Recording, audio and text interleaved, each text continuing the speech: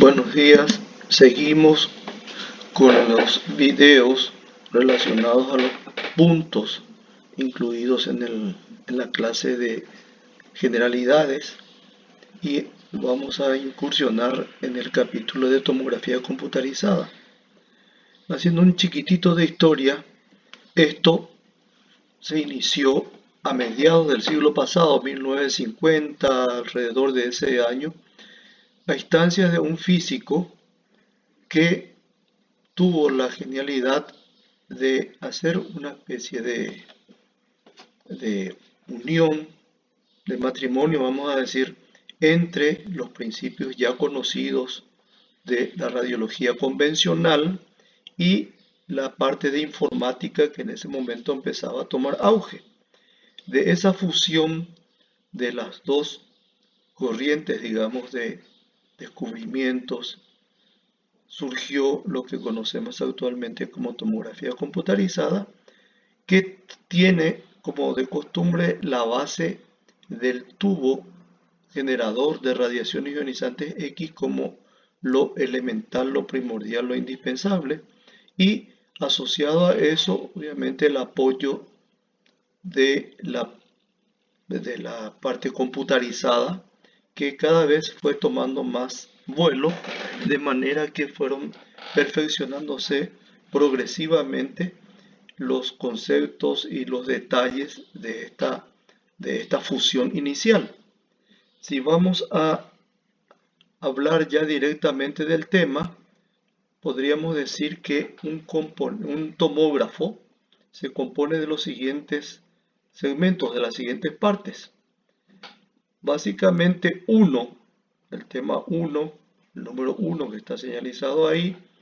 es el sistema de obtención de datos y elementos que generan la imagen. Esta es la parte que tiene toda su base funcional en el tubo generador de radiaciones ionizantes X y la manera como esos informes dados por estas radiaciones van a ser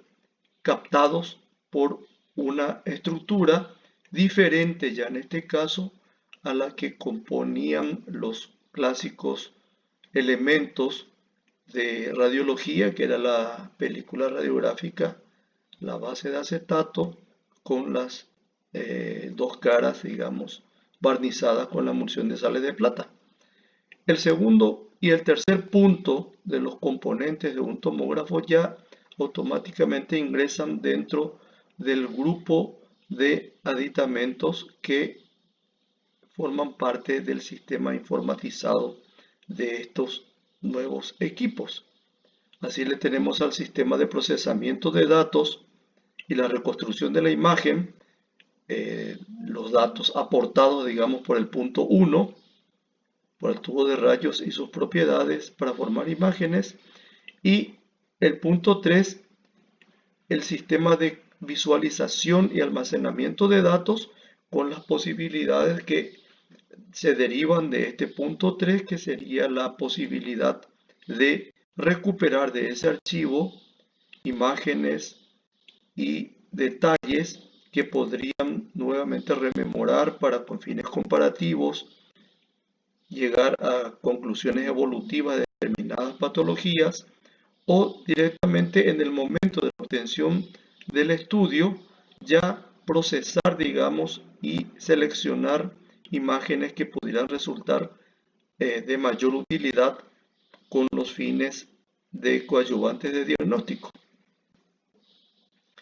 En el primer ítem le tenemos entonces a los materiales, a las partes, componentes del tomógrafo que se van a dedicar, vamos a decir así, a la obtención de datos. Está el generador, que es la que proporciona, esta máquina es la que proporciona la energía eléctrica al tubo de rayos X. Esta energía se divide obviamente en radiación primaria y radiación atenuada, de manera que ya con el principio que habíamos visto al hablar de radiología convencional, esta radiación producida por el tubo de rayos X, al encontrar en su camino al objeto motivo del estudio, va a tener variaciones en cuanto al desplazamiento de ese haz de radiaciones ionizantes X. Una parte de esa energía puede ser absorbida por o frenada directamente por las densidades de los materiales de los tejidos corporales que se interponen en su camino, y de esa manera entonces puede que este freno sea parcial en mayor o menor grado, disminuir, digamos, la intensidad o la cantidad, hablando en términos más entendibles, de radiaciones ionizantes X que puedan superar esos obstáculos y seguir avanzando con el objetivo de llegar al lugar en donde van a finalmente dejar las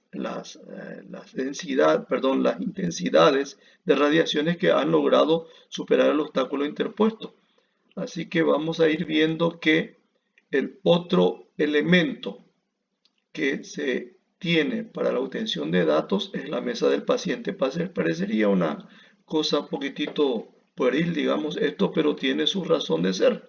porque cuenta con dispositivos de mucha precisión que permiten desplazamientos en relación al movimiento del tubo y de los detectores, que vamos a ver enseguida este último párrafo, que obligan entonces a que los movimientos de desplazamiento de esta mesa con el peso del paciente ubicado encima suyo tenga un movimiento, digamos, de tal finura que incluso permitan un avance de algo más de medio milímetro por vez. Hasta el momento se tienen máquinas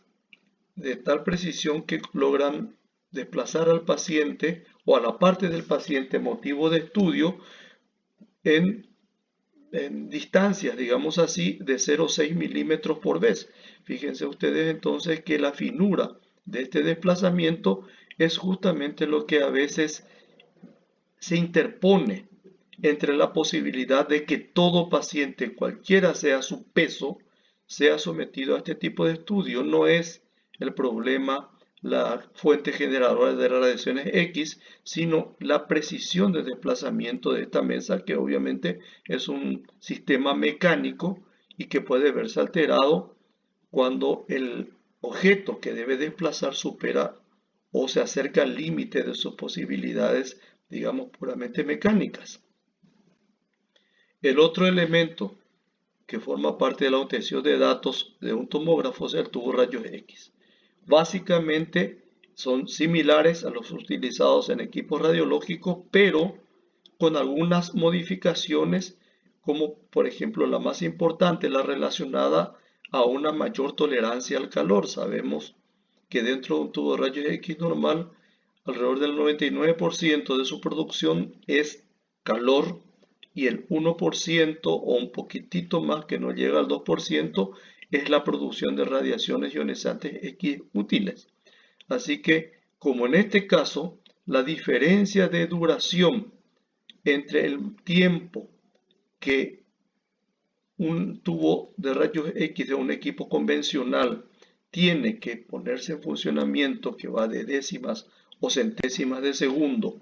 a un tubo de rayos X que forme parte de un tomógrafo, donde el tiempo durante el cual debe seguir emitiendo radiaciones, es decir, debe estar en funcionamiento, y obviamente la generación de calor va a ser mucho mayor, necesita un dispersor, digamos, de esta temperatura elevada que conserve la integridad de los componentes de este tubo de rayos X. Así que en eso radica nada más que la diferencia, no en las partes fundamentales que ya habíamos mencionado que configuran el interior de un tubo de rayos X clásico. Dentro del sistema de obtención de datos pasamos a esto que es el capítulo innovado dentro de los equipos de tomografía computarizada. Son los detectores. Estos detectores son unos materiales que justamente reciben la radiación que logra atravesar el obstáculo, que en este caso sería el segmento corporal del paciente, que en ese momento es motivo de estudio, y lo transforma en informaciones que se transmiten o que lo transfieren al ordenador, a la parte puramente ya informatizada del equipo. Estos detectores se clasifican en dos tipos fundamentales: los semiconductores y los gases. Los semiconductores son los llamados también detectores sólidos y son, digamos, como unas pequeñas tabletas de este material que tienen la capacidad de reaccionar generando luz al recibir la dosis de radiación que logre llegar a ellos. Y obviamente sabemos ya que esa dosis de radiación va a ir variando según el mayor o menor obstáculo que ha encontrado el haz de radiaciones X en su camino del segmento corporal que en ese momento es motivo de estudio. Estos cristales han generado un problema en el sentido de que como son tabletas, vamos a ver dentro de un rato ya los componentes entre una tableta y otra que van formando el anillo, existen obviamente los surcos de separación entre una tableta y la siguiente. Esas son partes que obviamente la radiación sí atraviesa esos segmentos interpuestos o las ranuras entre las diferentes tabletas de estos conductores sólidos, pero no encuentran nada que transforme esa radiación en información. Entonces son, digamos, terrenos desaprovechados, por llamarlo de alguna forma, que sin embargo la parte computarizada del equipo logró superar, digamos, ese inconveniente y pasan desapercibidas entonces estas ranuras carentes de información hacia la parte computarizada del equipo. Pero de todas maneras también se ha tratado de obviar estas ranuras de separación entre los cristales de los conductores sólidos y se lo ha sustituido por un gas, el gas xenón, el mismo que está dentro de esos faros de altísima luminiscencia que a veces algunos vehículos tienen. Esta energía, este gas, al recibir la carga de radiación ionizante, produce no luz, sino ioniza a sus átomos. Y entonces estos electrones liberados con ese proceso de ionización son captados por un electrodo que dispone de un potencial de carga eléctrica opuesta a la negativa propia de los electrones y los envía de esa forma entonces numéricamente establecida como zonas, digamos, de mayor cantidad de ionización de los átomos de gas o de intermedia o de muy poca ionización, etcétera, como informaciones entonces numéricas a la parte informatizada del equipo. Este segundo sistema de detectores es poco utilizado por el elevado costo que agrega al ya no muy barato costo de un equipo de resonancia magnética. Así que siguen siendo los cristales conductores los que predominan como detectores en un equipo tomográfico. Pasamos ahora a la segunda parte, que es el sistema de procesador de datos, es decir, cómo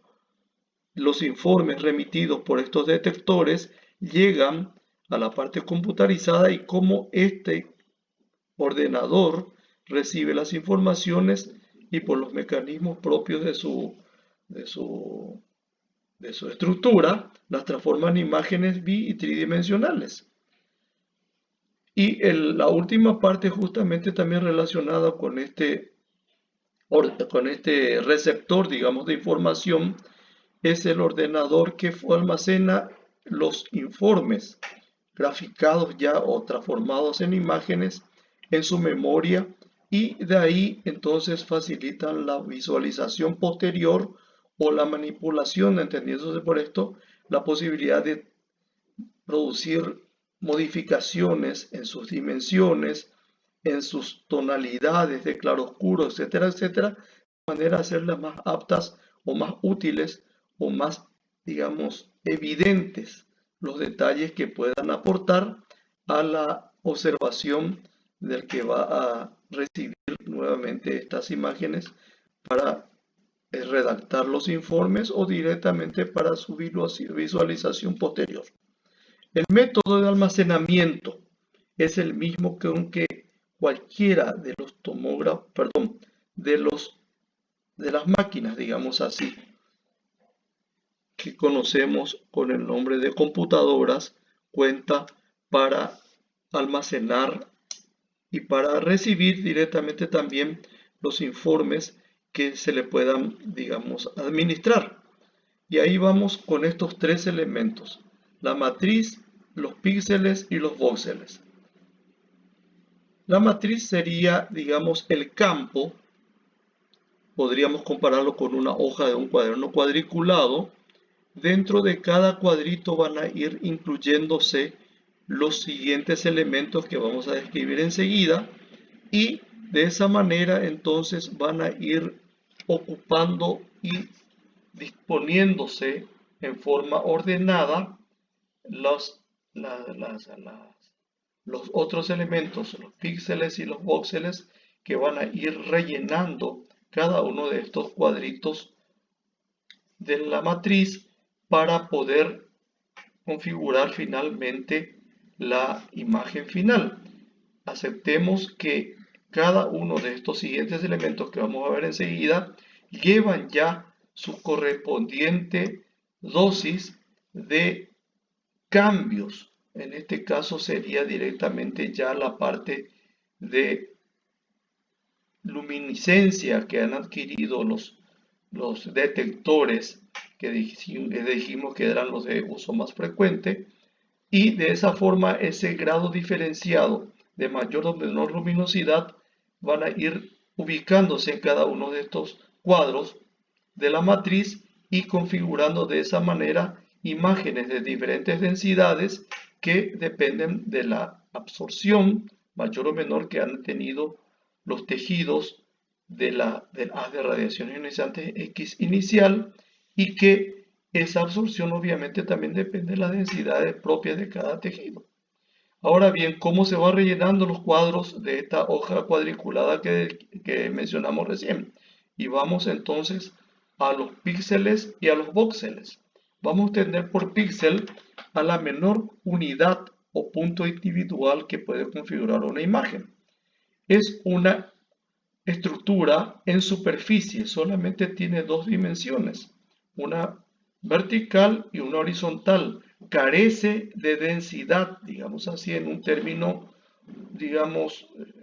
ideal, filosófico, porque lo que nos interesa en este momento es verlo como estamos viendo cualquier cuadro, cualquier fotografía, sin ir a investigar las diferentes estructuras que se encuentran o más cerca o más alejadas del observador. Así que lo tomamos como una imagen plana, carente de profundidad, y es entonces la más pequeña unidad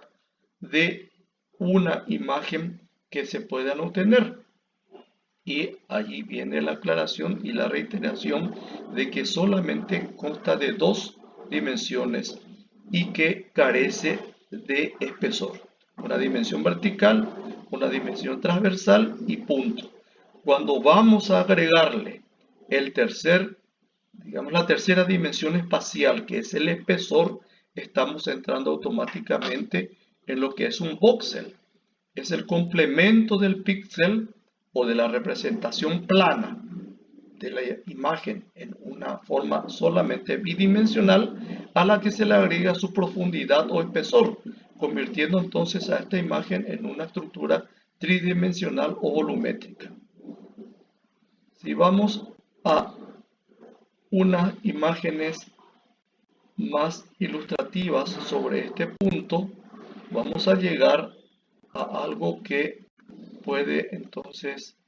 hacer un poco más entendible esto que acabamos de mencionar, que es la base de la formación de las imágenes. En esta gráfica le tenemos a estas columnas que parecen arrancadas de esa imagen del fondo y pintadas en negro una cara solamente en forma bidimensional de lo que está, digamos, exponiendo esa estructura de fondo. A eso le vamos a conocer como píxel. Pero vemos que esa estructura de fondo tiene un determinado espesor que está, digamos, representado por estas columnas que parecen arrancadas de ese fondo y que sí ya tienen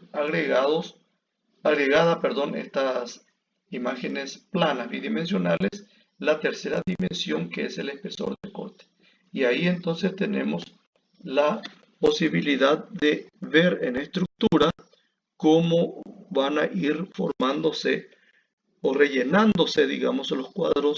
de la matriz para ir presentando las diferentes partes con sus diferentes densidades, producto de la mayor o menor absorción que la radiación ionizante X haya sufrido en su desplazamiento a través del segmento corporal en ese momento motivo de estudio. Y de ahí vamos a ver también cómo se fueron formando posteriormente ya sobre un caso anatómico concreto las diferentes imágenes que van a ir, como en este caso podríamos decir, no es la realidad, pero para llegar a una especie de entendimiento de que cada uno de esos cortes del encéfalo que estamos viendo ahí van conformando los voxeles de una determinada, digamos, de un determinado nivel de la estructura cráneoencefálica que es nuestro modelo. Vamos a ir otra vez a lo que estábamos viendo anteriormente y vamos a avanzar un poco más en nuestro detalle de cómo entonces van formándose esas imágenes y cómo van apareciendo lo que hace rato estábamos ya mencionando. Pasamos esto y llegamos a esto que es producto de lo que recién estábamos mencionando acerca de los voxeles, en donde tenemos lo que llamamos una escala de grises, es decir que entre lo muy denso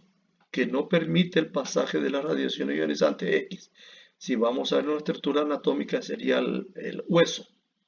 y lo que no impide en absoluto la progresión de este haz de radiaciones X, que sería el aire, tenemos dos extremos. Y así como cuando hablábamos de las modificaciones de la emulsión de sales de plata de una película radiográfica estándar, por obra y gracia, decíamos, digamos así, de las radiaciones ionizantes X o de la luz que generaba también esta radiación sobre determinados compuestos químicos, vamos a ver entonces que podemos poner en un extremo la estructura que no interfiere en absoluto con el desplazamiento de las radiaciones y en el otro extremo aquella que no permite definitivamente el pasaje de las mismas más allá de donde esta estructura densa se encuentre. Y vamos a tener entonces un dato numérico de que se ha inicialmente, digamos, dado un número de 1000 variantes de densidades tisulares que permiten en mayor o menor grado el pasaje de las radiaciones ionizantes X. Y por otro lado vamos a ir viendo que también inicialmente se ha obtenido un paquete de 1000 unidades que sí van a ir progresivamente ofreciendo mayor resistencia al pasaje de las radiaciones ionizantes. Esto estaría entonces indicándonos que el valor de menos 1000 sería para el aire, que no interfiere en absoluto con la progresión de las radiaciones, y el más 1000 estaríamos en lo más denso que tenemos dentro de una estructura anatómica, que sería el hueso. Pero con este menos 1000 y más 1000, 2000 variantes de densidades tisulares, teníamos en el extremo radiodenso, llamémosle así, a solamente el contorno externo de una estructura ósea. Es como si tuviéramos una imagen radiográfica y nada más que eso. Y como sería interesante investigar un poquitito el contenido en el interior de estas estructuras, se ha ido mejorando el sistema y se le han agregado 1000 unidades más de posibilidad de penetrar el interior de estas estructuras radiodensas, hueso, y vamos a ver entonces detalles que están permitiéndonos investigar diferentes estructuras óseas como su densidad mineral, lo que sería el equivalente a la densitometría, y más que nada también lo que interesa en este caso es la visualización de algunos detalles contenidos en el espesor de una determinada estructura ósea. Así que con eso profundizamos y vemos con más eficiencia patologías que podrían estar, digamos, contenidas en el espesor sin que todavía no hayan tenido afectación de las compactas de un determinado hueso. Ahora bien, tenemos que poner un punto medio entre las radioestructuras progresivamente cada vez más permisivas al pasaje de las radiaciones X y aquellas otras que progresivamente van poniendo más y más obstáculos a esa progresión. Y ese intermedio es la densidad agua. Así que de la densidad agua, que es, digamos, el neutro, para menos iríamos hacia la parte que cada vez se vuelve menos obstáculo, ofrece, perdón, menos obstáculo a la proyección de radiaciones, y del agua hacia lo positivo, aquellas estructuras que progresivamente van ofreciendo mayor intensidad o mayor grado de obstáculo a la proyección de estas radiaciones. Ahora tenemos el otro problema, tenemos en total 3000 o algo más de gradaciones de densidades tisulares y tenemos por otro lado el ojito del observador que debe ir a investigar una determinada estructura que en ese momento, digamos, motivó en un estudio tomográfico. Y vamos a ver que el ojo del observador no va más allá de unos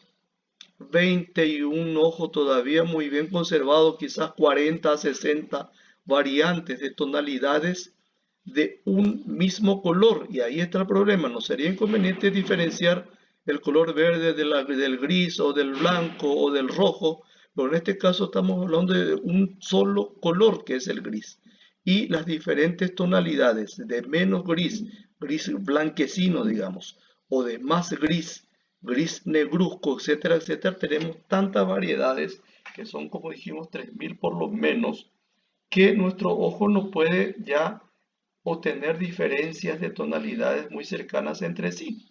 Así que se tuvo que idear un mecanismo en el cual se contemplan o se condensan, perdón, se incluye, sería el término adecuado, solamente una determinada gama de tonalidades de gris acordes con las densidades propias de esa estructura que en ese momento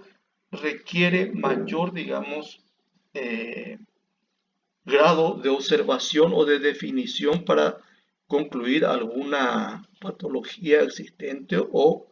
presunta. Así que esa reducción solamente a las densidades propias de los tejidos, que en ese momento podríamos llamar tejidos problema, se reduce a lo que ahora conocemos como ventana. Y se han ideado entonces una serie de más menos densidades acorde justamente con las densidades propias de los tejidos que podrían necesitar una investigación, digamos, más definida, más profunda. Y podemos entonces tener densidades que podrían relacionarse solamente elementos óseos, entonces tendríamos densidades positivas por encima de la densidad de agua, tendríamos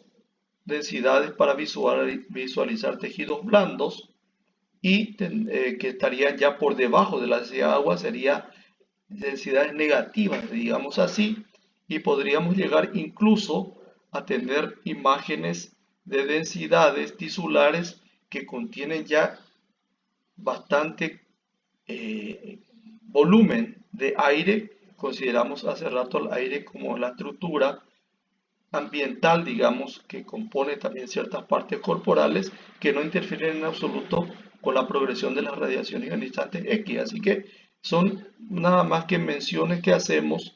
sobre las posibilidades de, mayor o menor densidad que se puedan seleccionar dentro de lo que conocemos en la jerga tomográfica como ventaneo. Esta es una imagen de un tomógrafo clásico. Tenemos acá la manera como funciona un tomógrafo y está eso contenido en toda la estructura, digamos, mecánica de este equipo. Tenemos la estructura que ya habíamos mencionado, que es la mesa en la cual se le ubica al paciente, que tiene única y exclusivamente un movimiento horizontal, de cabecera a pie o de pie a cabecera, según la selección de qué estructura o qué parte corporal específicamente van a ser introducidas para exponerlas a la acción de las radiaciones X. Y dentro de ese macizo que vemos ahí con el nombre de gantry, se encuentra el tubo de rayos X, los detectores que ya habíamos mencionado y todo el equipo mecánico que va a poner en movimiento al tubo de rayos X alrededor, en un giro circunferencial, alrededor de la mesa del paciente y del paciente que está ahí expuesto en ese momento a las radiaciones. De ahí que decíamos que el tubo al girar se mantiene en un solo plano,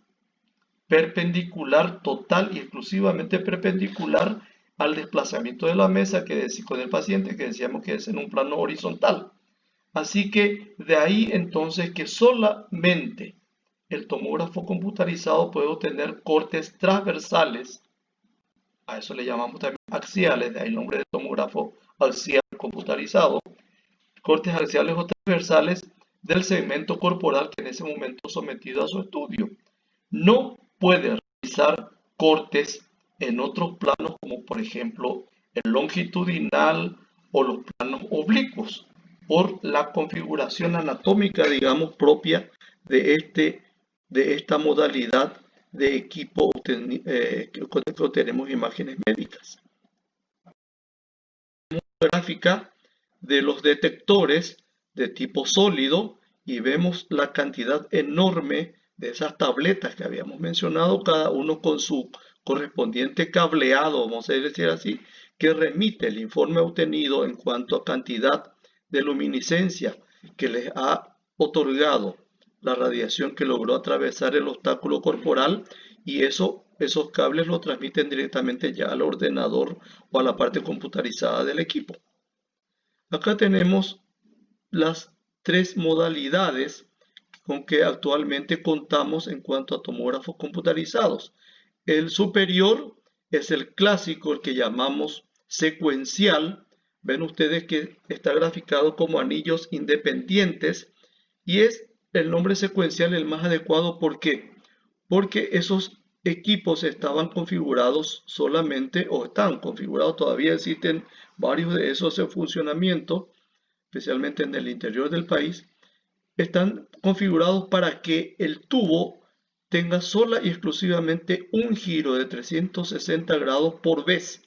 Es decir, arranca de 0 grado, un giro completo de 360 grados y nuevamente detiene su movimiento. En ese interín ha obtenido una serie de imágenes de un determinado segmento corporal que fue sometido o que fue expuesto a las radiaciones.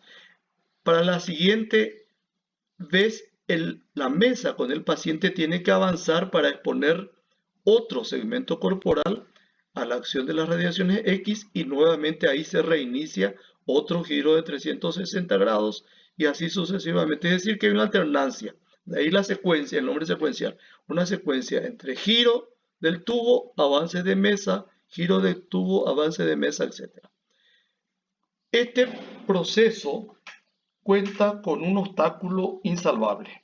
que es el principio físico de la inercia. Entendiéndose por inercia el obstáculo que cualquier objeto opone a iniciar un movimiento o a detener un determinado movimiento. Si tomamos el secuencial y del que estábamos mencionando recién, del que estábamos hablando recién, y vemos que para arrancar de cero el movimiento giratorio del tubo tiene que vencer la inercia y progresivamente va a ir adquiriendo velocidad.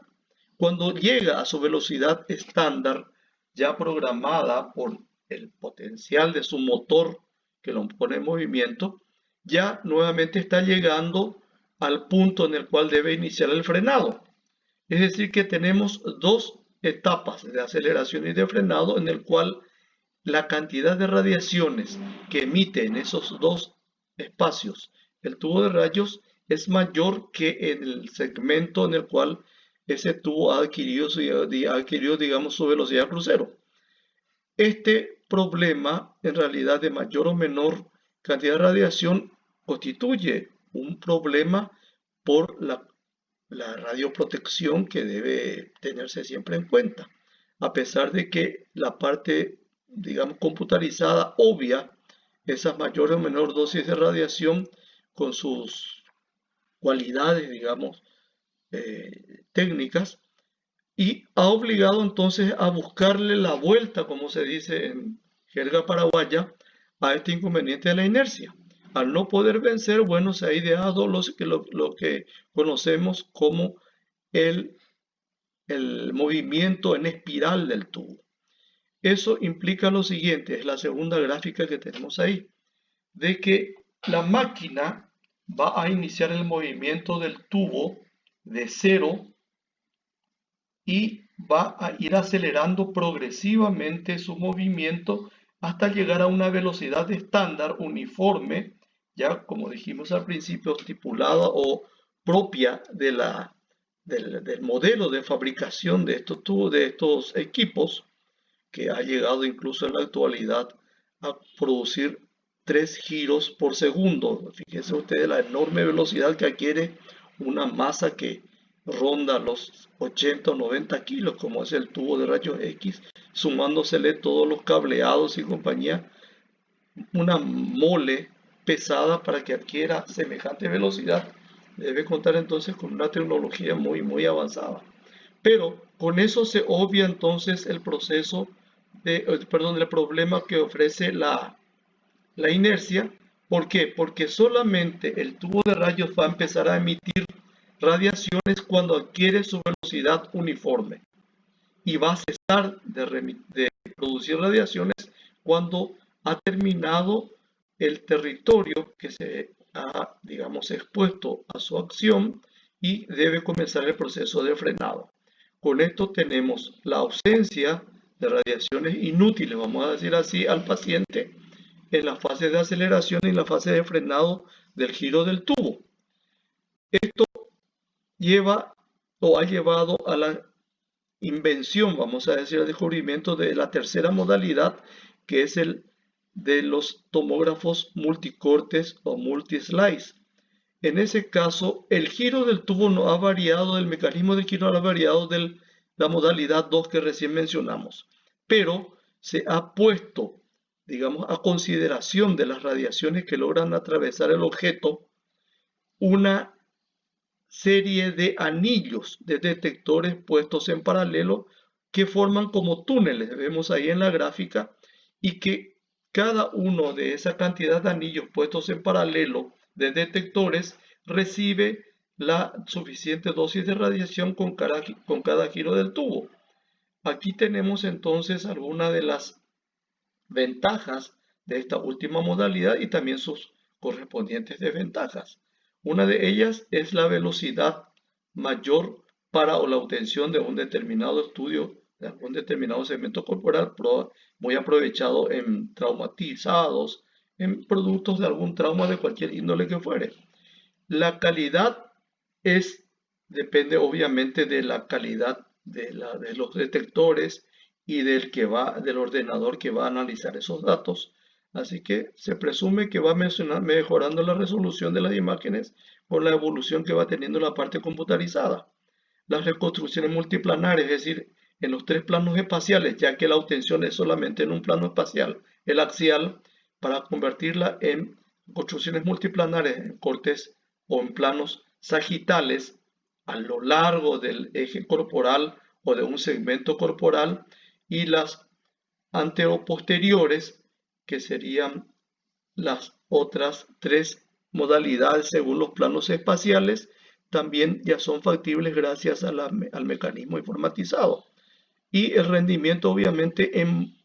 un total es mucho más ventajoso para su uso, pero como desventaja, y eso va exclusivamente para el que va a observar las imágenes, para la sola visualización o para emitir un informe escrito de los hallazgos, las desventajas sería la enorme cantidad de imágenes de información con que debe contar el informante para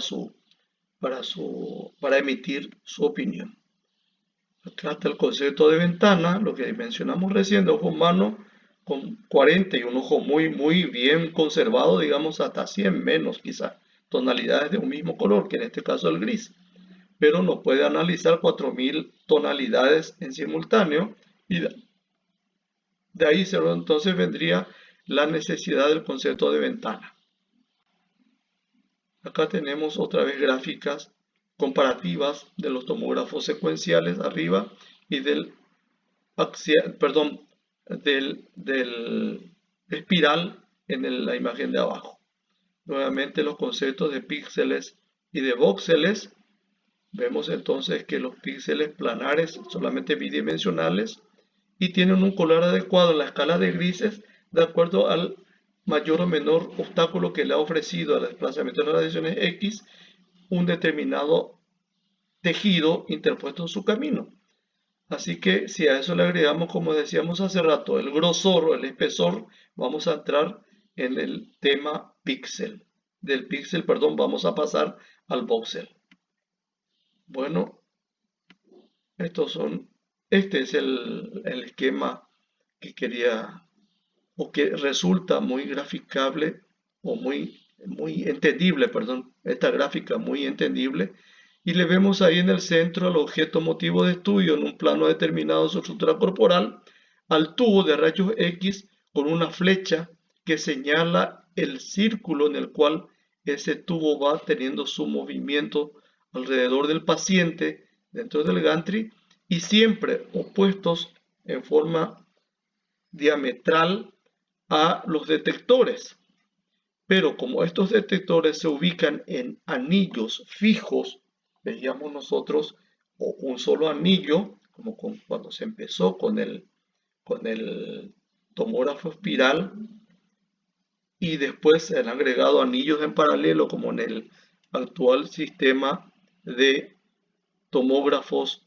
multicortes o multislice. Entonces vemos que siempre le va a tener en cualquier posición, en cualquier ángulo que el tubo se encuentre en su giro, le va a tener enfrente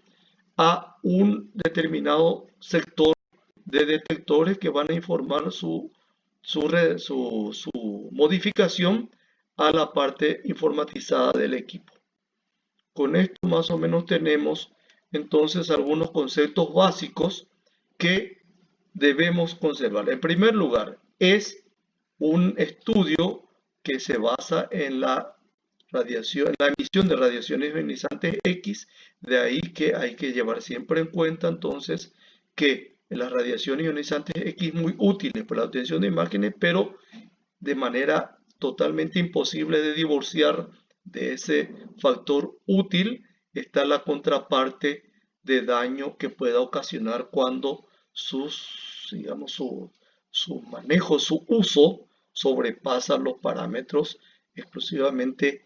básicos, necesarios y recomendados para exponer a una persona a la acción que puede resultar más dañina que beneficiosa. El otro tema que hay que llevar en cuenta entonces en cuanto a tomografía es que única y exclusivamente se obtienen cortes perpendiculares al eje mayor corporal o de algún segmento que en ese momento corporal que en ese momento sometido al estudio. La parte informatizada, la computadora que va asociada al tomógrafo es la que realiza las modificaciones, digamos, para las reconstrucciones multiplanares, como hemos mencionado. Y en tercer lugar, vemos entonces que la evolución que ha sufrido en un poquitito más de 50 años desde su descubrimiento por Hounsfield alrededor de la mitad del siglo pasado a lo que actualmente tenemos como equipos de tomografía computarizada, vamos entonces a llegar a situaciones casi inimaginables. Tenemos equipos actualmente que cuentan con 128 anillos de detectores puestos en paralelo, es decir, todo un túnel prácticamente de detectores que a lo mejor con 1 o 1,5 giros del tubo de rayos alrededor de un segmento corporal determinado, ya más que suficiente para haber recibido los cambios, digamos, luminiscentes que estos detectores sufren y haberlos enviado a la computadora para que las transforme en imágenes. De ahí entonces que podemos tener estudios de determinadas estructuras corporales, como por ejemplo la funcionalidad cardíaca, sin que tengamos que preocuparnos porque la frecuencia, contracción, relajación, diástole, sístole, puede alterar y transformar imágenes movidas o poco nítidas porque el tiempo necesario para que se obtengan estas imágenes incluso es menor que el tiempo de función de determinadas estructuras. De ahí entonces que esta evolución que ha tenido el tomógrafo computarizado ha ayudado enormemente a obtener cada vez más utilidad de esta modalidad de equipos coadyuvantes, generadores, perdón, de imágenes coadyuvantes para el diagnóstico médico.